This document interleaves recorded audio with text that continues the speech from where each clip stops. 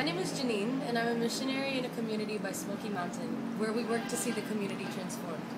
I'm going to share an experience that I had and a revelation that I received from it. Walking through the soggy streets of the most densely populated area in the Philippines, where there's roughly 65,000 people per square kilometer, all in the same desperate situation. They're hungry, they're jobless, they're impoverished.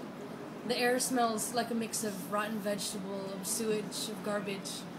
There's 2-year-olds running naked, barefoot, their bodies covered in this sticky, moldy black paste. It was getting late one night, and there was a group of men, young men, that were coming from the far end of the trash heap. They looked hungry, they looked daring. Thoughts started rushing through my head. What might they want? What are they going to do? They came closer, and their eyes were fixed on me. They started shouting out at me. What would you do? I started to think. Fear is an interesting motivator. It's surprising what it can make one decide to do. It can leave you paralyzed, make you feel powerless, weak, subject you to the thing in which you were afraid. Much of this fear, I think, is imagination. What you think it means, and this fear will disable you. We suddenly become the underdog, where we feel inadequate and struggle to establish a position of power and responsibility. On the other hand, however, fear can make you fight. It forces you to survive, to trample on others, to take what they have that you need for you to come out on top. You play on the fears of others until your fears are buried in their submission to your aggression. Fear, I think, is largely based on preference. You choose to believe a false reality, something that's not presently happening, that you allow to mold you as if it were. Your dwelling on the danger, though, doesn't change reality. See, fear puts us in a little box where we see ourselves, we hear ourselves, we live to protect ourselves, and become afraid when what we desire or feel is good for us is threatened.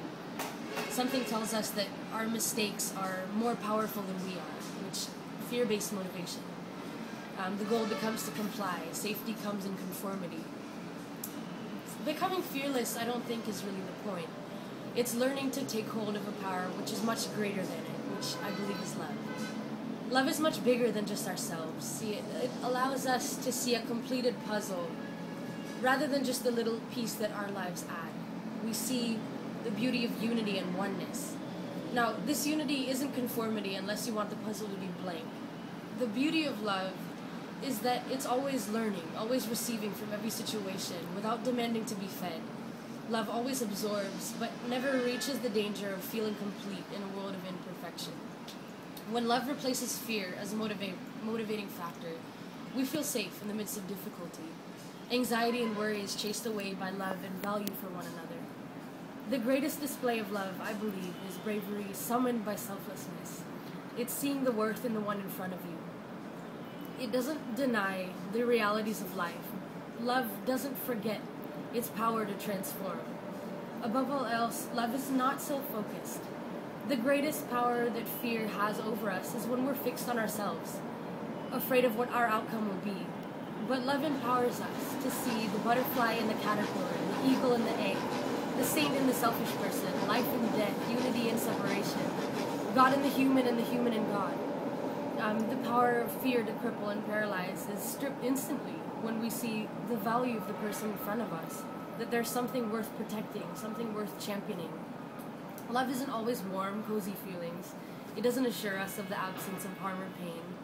Much of the time, it's the deepest parts of love that thrust us into pain and difficulty itself. But one thing is certain, love always wins. So that day I look back at the young men. One of them has a knife. He wants money or anything he can sell to get some. He's hungry. He's probably never been cared for like a child should be. Never felt the safety of love or felt valued by one willing to give of themselves so that he knows he's worth something. I put my hand on his shoulder and I say, this isn't who you are. This isn't the life that you want. Someone gave his life for you so that you wouldn't have to fight for your own. The answer shocks him enough that he drops the knife he's holding. Come, let's go eat, I say. I want to tell you a story. It's then I grasp the reality. Fear is not the opposite of love. It's the absence of it.